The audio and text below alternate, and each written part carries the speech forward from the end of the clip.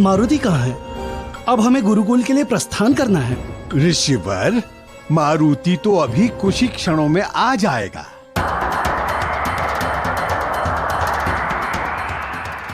आपके इस क्रोध को शांत करना पड़ेगा और इसके लिए मुझे पितृलोक जाना होगा।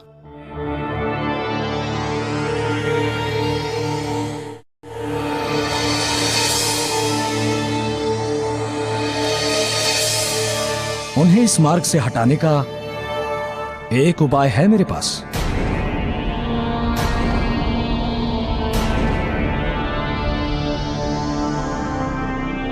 अब क्या उपाय है? ऋषि परशुराम जी पितृशोक के कारण भावनाहीन हो गए हैं। उनकी सारी संवेदनाएं और भावनाएं मर गई हैं। किंतु यदि आप सब चाहें तो उन्हें इस अवस्था से मुक्त करा सकते हैं।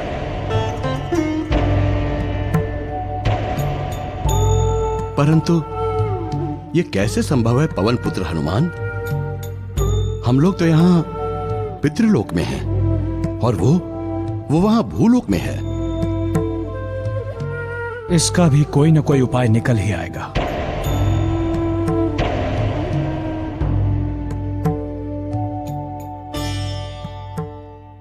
हे देव आर्यमा, कृपया दर्शन दें।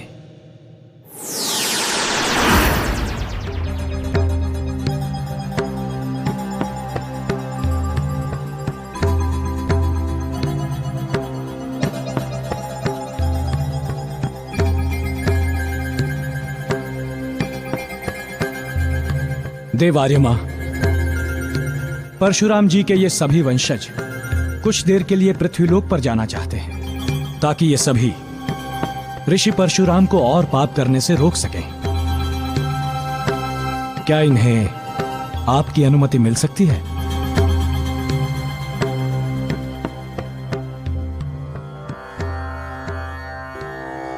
पवन पुत्र, इस शुभ कार्य से यदि मैं आपको रोकूं तो स्वयं ही मैं पाप का भागी हो जाऊंगा। आप शीघ्र से शीघ्र पृथ्वीलोक पर जाकर यह शुभ कार्य करें।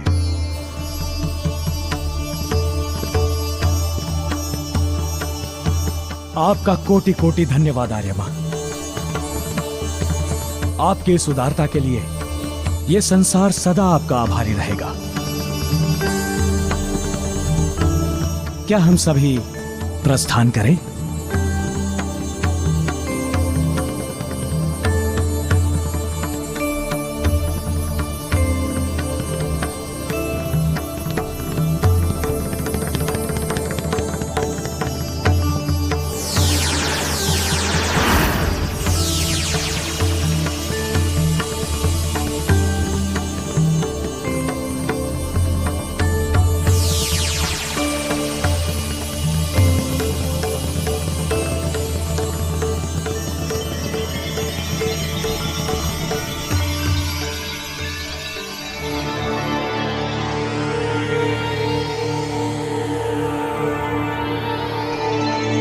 पुत्र परशुराम, पुत्र परशुराम, उठो।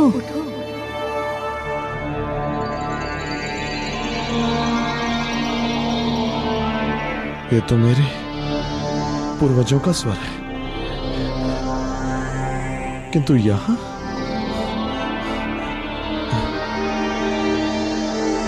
हम सब यही हैं।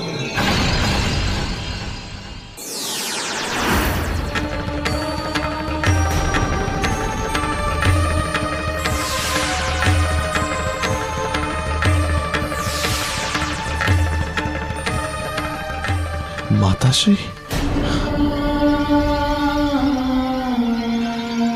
पिताश्री, पितामह, आप सब यहाँ? हाँ पुत्र, आना ही पड़ा। माते, आपको स्मरण होगा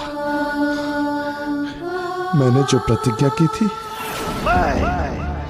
ऋषि पुत्र परशुराम अपने पिता के इस रक्त की सौगंध लेता हूं कि इस पृथ्वी को क्षत्रिय विहीन कर दूंगा। स्मरण है पुत्र, स्मरण है तुम्हारी वो प्रतिज्ञा। उसी के कारण आज हमारा कुल कलंकित हो रहा है। उसी के कारण आज भी हम सबको मुक्ति नहीं मिल पा रही है।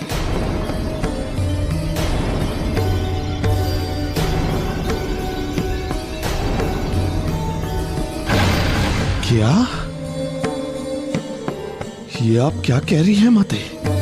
तुम्हारे जिन पितरों को पितृलोक में श्रेष्ठ स्थान मिलना चाहिए था, वो सभी अपनी मुक्ति के लिए तरस रहे हैं। हाँ पुत्र परशुराम, तुम जो पाप कर्म कर रहे हो, इनका दंड कई युगों तक हमारा पूरा कुल भुगतेगा।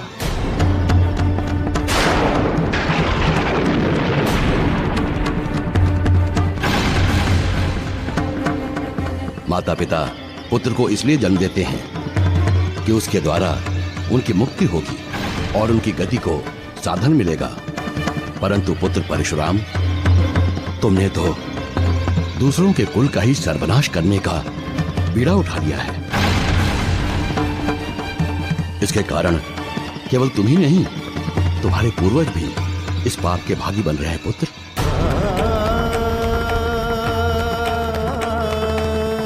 अब ये नरसंहार समाप्त कर दो पुत्र। वापस ले लो अपनी वो प्रलयंकारी प्रतिज्ञा।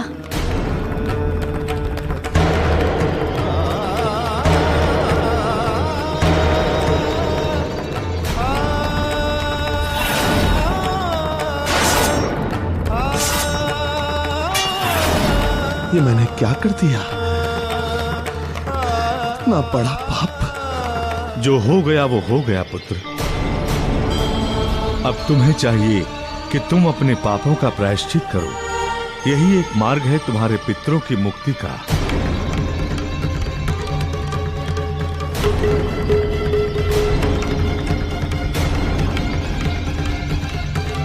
जी हाँ पितामह, मैं अपना प्रायश्चित अवश्य करूंगा, अवश्य करूंगा।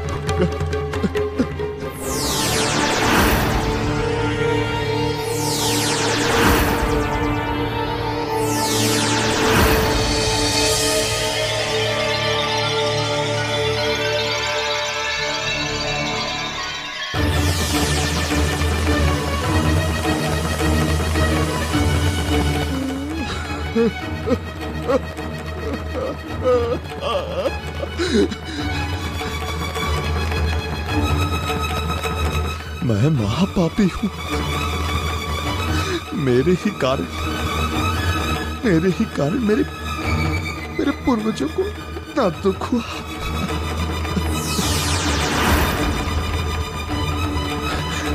मेरे माता पिता को मुक्ति नहीं मिली। मैं नीच हूं, नीच हूं मैं।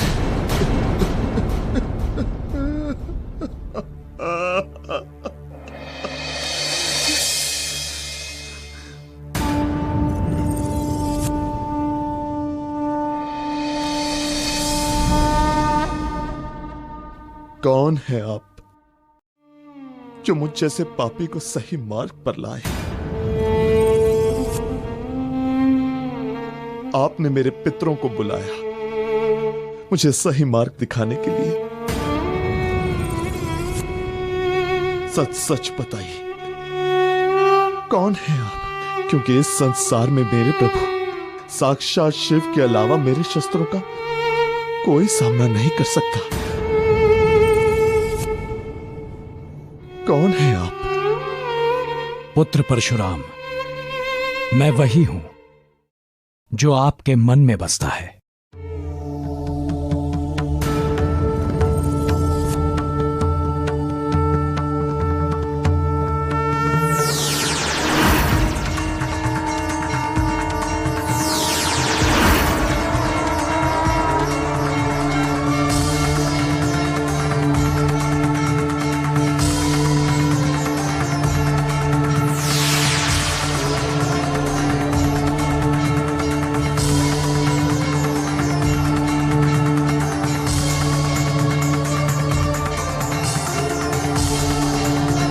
प्रभु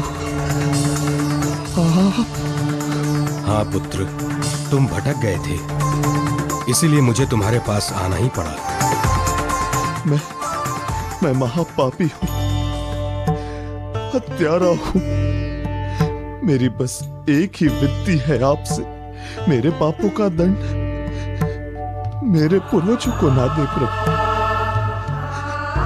ये दंड तो केवल मुझे मिलना चाहिए प्रभु, मुझे मिलना चाहिए प्रभु। तुम भटक गए थे वत्स, किंतु अब तुम सन्मार्ग पर चलना चाहते हो, तो इसके लिए तुम्हें प्रायश्चित करना होगा।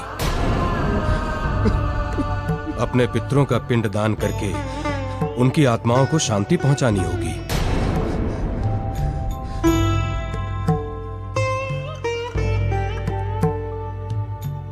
कैसे करूंगा मैं पिंडदान? कैसे करूंगा अपने पितरों का तर्पण? इस संसार में तो सब तरफ रक्त ही रक्त है प्रभु। कुरुक्षेत्र की ये पावन धरती उन हजारों क्षत्रियों के रक्त से लाल हो चुकी है प्रभु। यहाँ की नदियों को भी मैंने रक्त से दूषित कर दिया है प्रभु। यहाँ तक कि जो कुंड भी मैंने बनाए वो रक्त के प्रभु। अब ऐसे में पिंड दान करने के लिए शुद्ध जल कहां से लाऊं प्रभु? अब मैं क्या करूं प्रभु? क्या करूं प्रभु? पुत्र, हम तुम्हें वरदान देते हैं कि जो कुंड तुमने रक्त से भरे हैं वो पवित्र जलकुंडों में परिवर्तित हो जाएंगे और तुम अपने पूर्वजों का तर्पण विधि पूर्वक कर सकोगे। उनके साथ साथ उन सब क्षत्रियों का भी पिंडदान करोगे जिन्हें तुमने मारा है।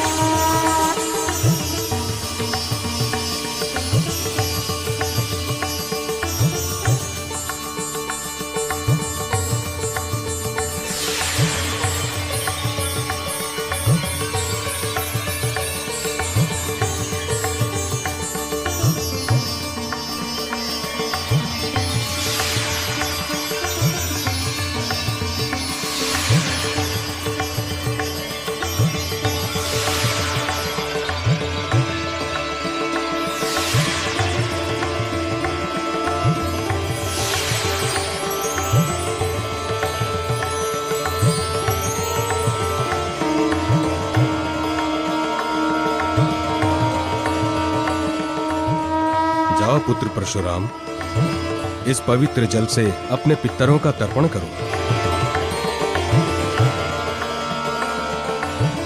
भविष्य में ये कुंड समंत पंचक कुंड के नाम से जाने जाएंगे। जो भी यहां आकर इस कुंड के जल में तर्पण करेगा उनके पितरों को शांति अवश्य मिलेगी, उनकी मुक्ति हो जाएगी।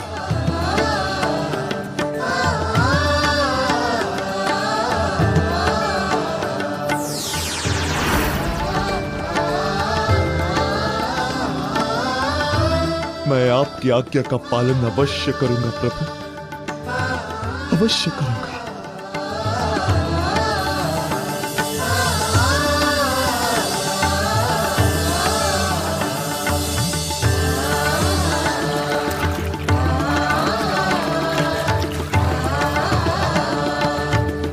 हे प्रभु, उन सभी निर्दोष आत्माओं को शांति देना जो मुझ पापी के हाथों मृत्यु को प्राप्त हुए हैं।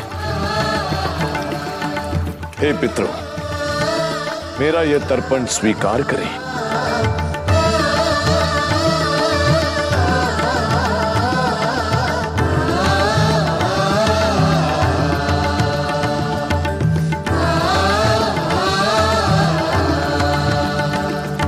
हे खग,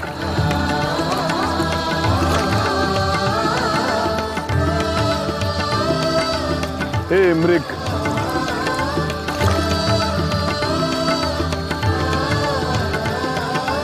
और संसार के सारे प्राणियों, मैं परशुराम आज अपनी प्रतिज्ञा तोड़कर हिंसा का मार्ग छोड़ता हूं।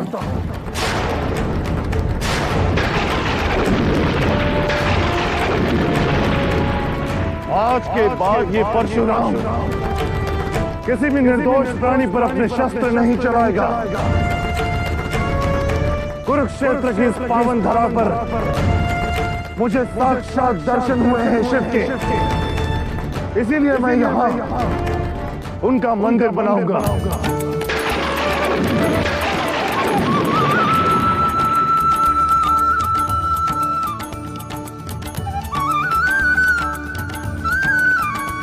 आज मैं अपने इस धनुष पिनाक का त्याग करता हूं और ये घोषणा करता हूं कि इसकी स्थापना यहीं शिव मंदिर में करूंगा।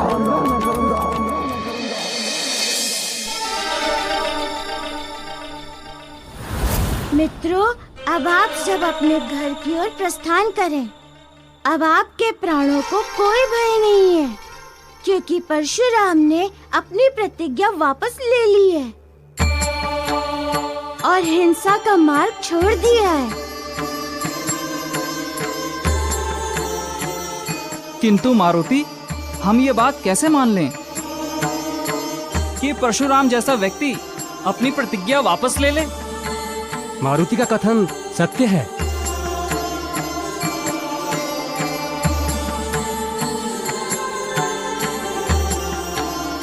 परशुराम ने पूरी सृष्टि को साक्षी मानकर आज से किसी को भी कष्ट न पहुंचाने का प्रण लिया है।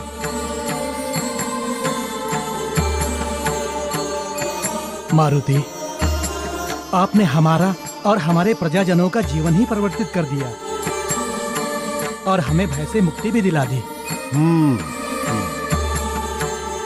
जीवन में आप कभी भी कोई आदेश करेंगे तो हम उसे तत्परता से पूर्ण करेंगे। हमें प्रसन्नता है कि हम आप सबके इस साधन का निमित्त बन सके।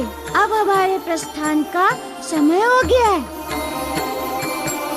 हमें आज्ञा दीजिए।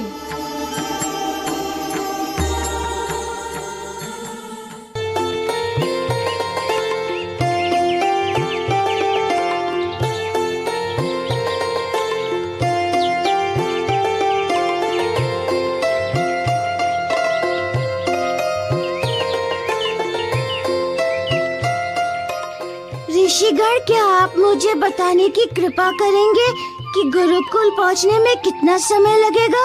मारुति, इस गति से चलने पर गुरुकुल तक पहुंचने में 1 दिन का समय और लगेगा। बचाओ! बचाओ! बचाओ! बचाओ!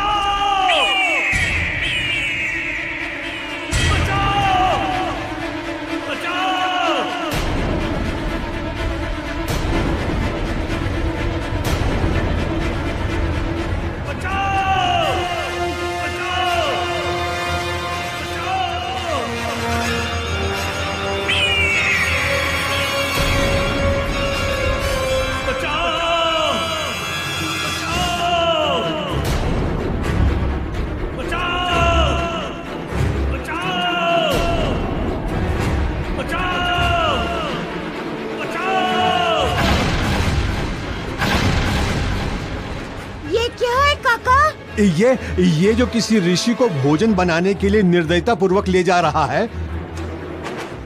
ये तो कोई भयंकर विशाल गिद्ध है।